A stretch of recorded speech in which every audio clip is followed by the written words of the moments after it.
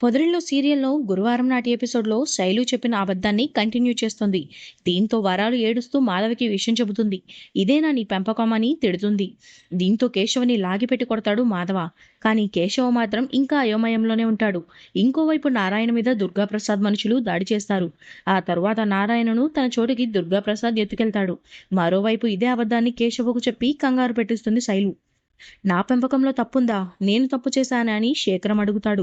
లేదు నాన్న అని శైలు అంటుంది. మరి ఇంత పెద్ద తప్పు ఎందుకు చేశావు? పెళ్లికి ముందే ఇలాంటి తప్పు చేశావని అందరికీ తెలిస్తే మన పరువు ఏమవుతుంది? నీకు కావలసినంత స్వేచ్ఛ ఇచ్చాను. అమ్మాయిలు చదువుకోవాలి అని నిన్ను కాలేజ్కి పంపిస్తే కడుపు చేసుకొని వస్తావా అని శేఖరం అడుగుతాడు. నాన్న అని శైలు అంటుంది. అవునమ్మా, నాన్ననే అంటున్నాను, చెప్పమ్మా అని అంటాడు శేఖరం. ఎందుకే మా పరువు తీసావు? మీ నాన్న నీ గురించి ఎంతో గొప్పగా చెబుతూ తలెత్తుకుని తిరిగేవాడు. ఇప్పుడు ఏ మొహం పెట్టుకుని బయటకు వెళ్ళమంటావే? పరువు తీసావు కదే అని చితక్కొడుతుంది వరాలు. ఇది అబద్ధమే కదా అని వరాలు అంటే, ఇది అబద్ధమే, నేను ఏ తప్పు చేయలేదు. కానీ ఈ విషయం ఇప్పుడు మీకు చెప్తే మీరు మళ్ళీ పెళ్ళంటారు. కేశవ వచ్చాకే ఈ నిజం చెప్పాలి అని శైలు తన లోపల అనుకుంటుంది. ఇంతలో కేశవికి సురేష్ గారు ఫోన్ చేసి, మా చెల్లికి కడుపు చేస్తావా? ఇక్కడకు రారా, నిన్ను నరికేస్తా అని వార్నింగ్ ఇచ్చి ఫోన్ పెట్టేస్తాడు. కడుపేంట్రా అని కేశవ అడిగేలోపు కట్ చేసేస్తాడు. మాధవ్కి ఫోన్ చేస్తుంది వరాలు. ఎవరు అని మాధవ్ అడుగుతాడు. నేను శైలు మహమ్మారిని కన్నా అమ్మమ్మని అవుతున్నాను అని గర్వంగా చెప్పుకోవాలా? పెళ్లికి ముందే ఇలా చేసిందని చెప్పుకోవాలా? ఇదంతా మీ తమ్ముడు పుణ్యమే అని చెప్పుకోవాలా అని ఏడ్చేస్తుంటుంది. మా తమ్ముడు అలాంటి వాడు కాదండి అని మాధవ అంటాడు. మా కూతురు అంత పెద్ద నోరు వేసుకొని అందరికీ వినిపించేలా చెబుతోంది. దానికి మాయమాటలు చెప్పి మోసం చేశాడు. మీ అందరిని వదిలిపెట్టను, పోలీస్ కేసు పెడతాను అని ఫోన్ పెట్టేసి వెక్కి వెక్కి ఏడుస్తుంది వరాలు. ఆ మాటలు విన్న మాధవ ఓ ట్రాన్స్లోకి వెళ్ళిపోతాడు. ఏమైందన్నయ్య, మన కేశవ్ తండ్రి కాబోతున్నాడా అని చక్రి సంబరంగా అడుగుతాడు. మన కేశవ్ తప్పు చేశాడు అని మాధవ అంటాడు. అదే టైంలో కేశవ్ వచ్చి మన శైలు అని ఏదో చెప్పబోతాడు. కానీ కేశవ చెప్పేది వినకుండా కొడుతూనే ఉంటాడు. ఆ అమ్మాయిని పెళ్లి కాకముందే తల్లిని చేస్తావా? తొందరపడతావా? 2 కుటుంబాల పరువు తీస్తావా అని కొడుతూనే ఉంటాడు. అన్నయ్య, కాస్త శాంతించు, నువ్వు ముందు లోపలికి వెళ్ళి అని మాధవను చక్రి.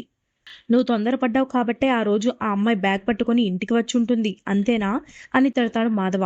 కానీ కేశవ సైలెంట్గానే ఉంటాడు. మాధవను పంపించిన చక్రి, రేయ్ కంగ్రాట్స్ రా, నన్ను పెదనాన్నని చేసావని అంటాడు. నన్ను బాబాయిని చేసావన్నయ్య అని కన్నా అంటాడు. కేశవ అలా బయటకొచ్చి ముద్దు పెట్టుకుంటేనే కడుపొస్తుందా? అసలు ఇది ఎందుకలా చెప్పింది అని ఫోన్ చేస్తాడు. కానీ అది స్విచ్ ఆఫ్ వస్తుంది. అసలు ఏం జరుగుంటుంది అని కేశవ అనుకుంటూ ఉంటాడు. ఏం ఆలోచిస్తున్నావన్నయ్య అని పెద్ది దగ్గరకు వచ్చి అంటాడు చక్రి. ఏం తోచడం లేదు, ఏం చేయాలో అర్థం కావడం లేదు అని పెద్ది అంటాడు. ఈ ఇద్దరూ ఇష్టపడ్డారు, ఆ విషయం అందరికీ తెలుసు.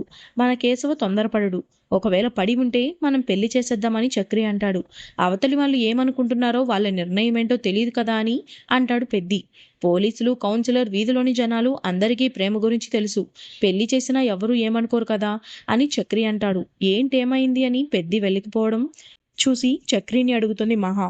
ఏం లేదు, వాళ్ళ పెళ్లి గురించి ఏం తోచడం, ఆలోచన రావడం లేదని అంటున్నాడు అని చక్రి అంటాడు.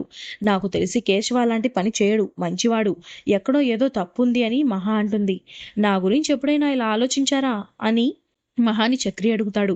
మీలో మంచి ఉంటే అంటాను కదా, ఒక్కటైనా మంచి చెప్పండి అని మహా అంటుంది. రాక్షసి మాట వరుసకైనా మంచివాణ్ణి అని చెప్పదు అని చక్రి అనుకుంటాడు. నారాయణ తన ఓల్డ్ ఫ్రెండ్స్తో కలిసి పేకాట ఆడుతుంటాడు. ఇంతలో దుర్గాప్రసాద్ తన మనుషులతో వచ్చి రెచ్చగొడతాడు.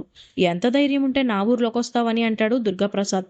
ఇది నీ ఊరే కాదు, నా ఊరు కూడా అని అంటాడు నారాయణ. ఇక్కడ నిన్ను పాతిపెట్టడానికి బెత్తడు జాగా అయినా ఉందా అని అంటాడు దుర్గాప్రసాద్. అసలు నిన్ను ఎలా వదిలేస్తానని అనుకున్నావు అని తన మనుషులతో దాడి చేయిస్తాడు దుర్గాప్రసాద్. అందరినీ చితక్కొట్టేస్తుంటాడు నారాయణ. ఏడాదికోసారి వచ్చి వెళ్ళిపోతారు, వాళ్ళతో ఎందుకు దుర్గా అని ఓ పెద్దాయన అంటాడు. అసలు మీకేంట్రా పని, పక్కకు వెళ్ళండి అని నారాయణ మీద దాడి చేస్తుంటారు. ఇక నారాయణ ఆ రౌడీలను కొడుతూ ఉంటే దుర్గాప్రసాద్ దొంగ దెబ్బతీస్తాడు. కర్రతో నెత్తి మీద కొడతాడు. దీంతో నారాయణ డౌన్ అవుతాడు. నారాయణ ఆ రౌడీలంతా పట్టుకుని కారులో ఎక్కిస్తారు. ఇదంతా కూడా సతీష్ దూరం నుంచి చూస్తూ ఉంటాడు. ఈ విషయాన్ని మాధవికి, చక్రికి చెప్పాలని బయలుదేరతాడు. విషయం ఏంటో కనుక్కుందామని కేశవ మళ్ళీ శైలుకి ఫోన్ చేస్తాడు. కాసేపు ఆడుకుందామని కేశవను ఇంకా భయపెడుతుంది శైలు. నీకు కడుపు అని, ప్రెగ్నెంట్ అని మీ అన్నగాడు ఏదేదో అంటున్నాడు అని కేశవ అంటాడు. అవును, నీకు తెలీదా? అంతా చేసింది నువ్వే కదా, నీ వల్లే కదా నువ్వు తండ్రి కాబోతున్నావని శైలు ఆట పట్టిస్తుంది. దీంతో కేశవ షాక్లో ఉండిపోతాడు. ఏంట్రా ఏం మాట్లాడడం లేదు, అన్నీ మర్చిపోయావా అని అంటుంది శైలు.